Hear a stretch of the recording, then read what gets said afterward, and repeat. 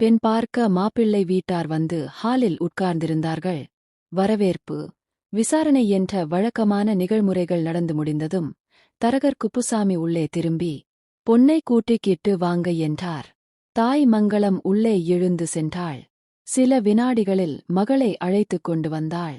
மணப்பெண்ணுக்கு உரிய அலங்காரங்களுடன் தலை குனிந்து உலாவரும் தங்கச்சிலை போல கையில் காப்பிக் கோப்பைகள் வைத்த தட்டுடன் மெல்ல சீரடி எடுத்து வைத்தபடி வந்தாள் சுகன்யா.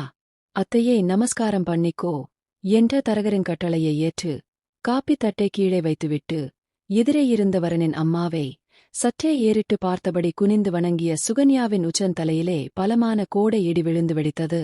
புவனேஸ்வரியா, போன்லெஸ் புவனேஸ்வரியா, வரனின் தாய். இடி விழுந்த அதிர்ச்சியை சாமர்த்தியமாய் சமாளித்தபடி வணங்கி நிமிர்ந்தபோது மீண்டும் பார்த்துவிட்டாள் சுகன்யா. அவளை உன்னிப்பாய், புவனேஸ்வரியேதான். உள்ளமெங்கும் அதிர்வுகள் எழுந்து குலுக்க, படபட என்று எல்லோருக்கும் காப்பியை கொடுத்துவிட்டு உள்ளே நகர்ந்தாள் அவள். மாப்பிள்ளை, டாக்டர் அம்மா, நீங்களும் பொன்னை நல்லா பார்த்துக்கிட்டீங்களா? நல்லா பார்த்துட்டீங்களா என்று சிரித்துக்கொண்டே கேட்டார் தரகர். மாப்பிள்ளை தாயின் முகத்தை பார்த்தபடியிருக்க டாக்டர் புவனேஸ்வரி அழுத்தமான குரலில் சொன்னாள். நல்லா பார்த்திட்டேன். அவள் உச்சரித்த அந்த ஒவ்வொரு சொல்லும் ஒரு வெடிகுண்டாய் சுகன்யாவின் நெஞ்சுக்குள் விழுந்து வெடித்தது. உண்மையில் அந்த பெண் பார்க்கும் சடங்கே ஒரு சம்பிரதாயம்தான். ஏற்கெனவே சுந்தரும் சுகன்யாவும் அலுவலகத்தில் ஒருவரையொருவர் பார்த்து பேசி பழகி காதல்களாகி கல்யாணம் செய்து கொள்ள ஆயத்தமாயிருப்பவர்கள்தான். என்றாலும் முறைப்படி பெண்பார்க்கும் சடங்கு முதல் எல்லாம் அம்மாவின் ஏற்பாட்டின்படியே நடக்க வேண்டும் என்று தீர்மானமாகச் சொல்லியிருந்தான் சுந்தர். இந்த இரகசியம் அவர்கள் இருவருக்கும் தான் தெரியும். சுந்தரின் அம்மா புவனாதான். டாக்டர் புவனேஸ்வரி என்பது சுகன்யாவுக்கு தெரியாது. அதேபோல மணப்பெண் சுகன்யா என்பதும் டாக்டருக்கு தெரியாது. சென்னையில் கல்லூரியில் படிக்கும்போது சுகன்யாவுக்கு புவனேஸ்வரியே தெரியும். அவள் தங்கிப் படித்த கல்லூரி ஹாஸ்டலின் பிரத்யேக டாக்டர் புவனேஸ்வரிதான். பெண் சுதந்திரம், பெண் உரிமை, விமன்ஸ் லீப், பெமினிசம் என்ற பெயரில் பெண்கள் எல்லை மீறி நடந்து கொள்ளக்கூடாது, பழைமையின் அர்த்தமுள்ள பண்பாடு, கலாச்சாரம், பழக்க வழக்கங்களை மதித்து கட்டுப்பாடுடன் நடந்து கொள்ள வேண்டும் என்று ஹாஸ்டலுக்கு வரும்போதெல்லாம் மாணவிகளுக்கு அறிவுரை சொல்லுவாள் புவனேஸ்வரி. கல்லூரி விடுதி விழாக்களில் பேசும்போது இதே மாதிரி கருத்துக்களை வலியுறுத்துவாள் புவனா. இந்த பேச்சும் அறிவுரையும் நாகரிக பெண்களுக்கு அறவே பிடிப்பதில்லை.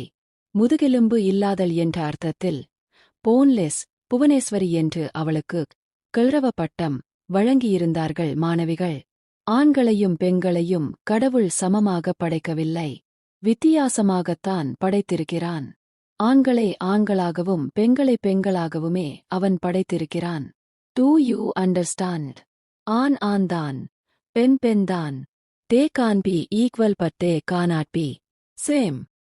இதை மீறி நடந்துக்கிறவங்களை கடவுள் தண்டிச்சிடுவார், மன்னிக்க மாட்டார் என்று புவனேஸ்வரி ஒரு விழாவில் பேசியபோது அவள் பேச்சின் அர்த்தம் புரியாமல் பாப் முடியை ஸ்டைலாக பீத்துக் கொண்ட மாணவிகள் down down boneless Bhuvaneswari down down என்று ஒரு மூலையிலிருந்து குரல் எழுப்பினார்கள். அப்படி குரல் கொடுத்த சுகன்யாவுக்கு இன்னும் சில மாதங்களில் அந்த முதுகெலும்பு இல்லாத டாக்டருக்கு முன்னால் தலைகவிழ்ந்து நிற்கப் போகிறோம் என்று தெரிந்திருக்க நியாயமில்லை. வாலண்டைன்ஸ் டே என்று உற்சாகமாக பிக்னிக் புறப்பட்ட நவம்பர் நாகரிக மாணவிகளில் சுகன்யாவும் ஒருத்தி. அன்று பகல் இரவு முழுவதும் பாய் பிரண்களோடு போட்ட களியாட்டத்தில் எப்போதோ ஒரு பலகீனமான நிமிஷத்தில் தன் கன்னித்தன்மையை இழந்ததைப் பற்றி கவலைப்படாமலே இருந்துவிட்டாள் சுகன்யா. 3 மாதங்கள் கழித்து ஒருநாள் திடீரென்று ஹாஸ்டல் மெஸ்ஸில் வாந்தியெடுத்து மயங்கி விழுந்ததும் ஹாஸ்டல் வார்டன் இசபெல் அவளை புவனா கிளினிக்குக்கு அழைத்துச் சென்றாள். எமர்ஜென்சி வார்டில் சுகன்யாவை பரிசோதித்த டாக்டர் சொன்ன செய்தியை கேட்டதும் திடுக்கிட்டு போய்விட்டாள் வார்டன். அடிப்பாவி, ஸ்டூடண்டாக இருக்க வேண்டிய பொண்ணு தாயாக நிக்கிறியேடி, உன்னைக் கெடுத்த ராஸ்கல் யார் என்று கூவினாள் இசபெல். அவன் அவன் போன மாதம் ஸ்கூட்டர் ஆக்சிடெண்டில் செத்துப் போயிட்டான் என்று விம்மினாள் மாணவி. ஓ மை காட், பாவம் பண்ணின அவனைக் கடவுள் தண்டிச்சிட்டார். இனி உன்னோட கதி என்று துடித்த வார்டன் சில நிமிடங்களின் சிந்தனைக்குப் பிறகு டாக்டரிடம் சொன்னாள். டாக்டர், இவளோட அப்பா ரொம்ப ஸ்டிரிக்ட் டிசிப்ளினேரியன் மிலிட்டரி ஆபீசர். இந்த விஷயம் தெரிஞ்சா மகளை ஒரு வழி ஆக்கிவிடுவார். டாக்டர், ப்ளீஸ் இவளை காப்பாத்துங்க, இவளுக்கு அபார்ஷன் செஞ்சு காப்பாத்துங்க. டாக்டர், ப்ளீஸ் என்று கெஞ்சினாள் இசபெல். இப்போதும் அவளுக்கு இளகிய உள்ளம். இந்த விஷயம் அப்பாவுக்கு தெரிகிறதுக்கு முன்னாலேயே நான் போய்ச் சேர்ந்திடுவேன் மேடம் என்று அழுதாள் சுகன்யா. இந்த மான உணர்ச்சி அந்த பாய் பிரண்டோடே அன்னிக்கு புறப்படற போதே இருந்திருக்கணும். அவன் ஆண், நாம் பொண்ணுங்கிற அறிவு அப்போ இருந்திருக்கணும். சமம், உரிமைன்னு துள்ளி குதிச்சு கிளம்பிட்டே. இப்போ அவன் செஞ்ச குற்றத்துக்கு ஆதாரம் இல்லாம போய் சேர்ந்திட்டான். ஆனா நீ செஞ்ச குற்றத்துக்கு ஆதாரம் உன்கிட்டேயே தங்கிருச்சு என்று போன்லெஸ் சொன்னபோது சுகன்யா நொறுங்கிப் போய்விட்டாள்.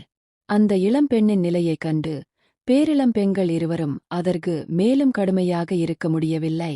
புவனேஸ்வரி டாக்டராக மாறி நோயாளிக்கு அபார்ஷன் செய்து காப்பாற்றினாள். அந்த டாக்டர்தான் ஏறத்தாழ 5 ஆண்டுகளுக்குப் பின் இன்று காதலனின் தாயாக அவளை பெண் பார்க்க வந்திருந்தாள். நம்பிக்கையெல்லாம் சரிந்து இடிந்த மனத்துடன் உள்ளே உயிரற்ற சடலமாக நின்று கொண்டிருந்தாள் மணப்பெண். என்ன டாக்டர் அம்மா, பொண்ணு புடிச்சிருக்கா? ஊருக்குப் போய் லெட்டர் போடுறீங்களா என்ற வழக்கமான கேள்வியை எழுப்பினார் தரகர்.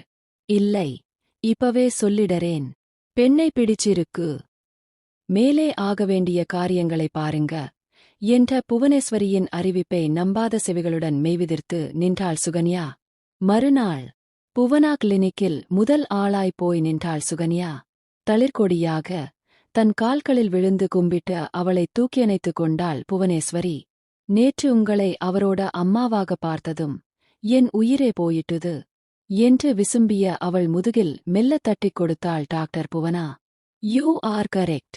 நான் நேற்று சுந்தரோட அம்மாவாகத்தான் உங்க வீட்டுக்கு வந்தேன், டாக்டராக அல்ல. டாக்டர் தொழிலுக்குன்னு ஒரு தர்மம், எட்டிக்கெட் இருக்கு. அன்னிக்கு நீ ஒரு பேஷண்ட், அப்போ நான் ஒரு டாக்டர். ஒரு பேஷண்டோட ரகசிய விஷயத்தை இன்னொருத்தர்கிட்டே வெளியிடமாட்டோம். நான் செஞ்ச பாவத்துக்கு கடவுள் தண்டனை கொடுத்தார். ஆனா நீங்க அன்னிக்கு தெய்வமாயிருந்து எனக்கு உயிர் கொடுத்தீங்க. இப்போவும் என்னை மன்னிச்சு வாழ்வு கொடுத்திருக்கீங்க டாக்டர் என்று தேம்பிய மருமகளின் அகன்ற விழிகளில் தேங்கிய கண்ணீரை தன் கையால் துடைத்தபடி, நோ, நான் டாக்டர் இல்லே, உன் அத்தை என்று சிரித்தாள். போன்லெஸ் புவனேஸ்வரி. மீண்டும் ஒரு நல்ல கதையில் சந்திப்போம். நன்றி, வணக்கம்.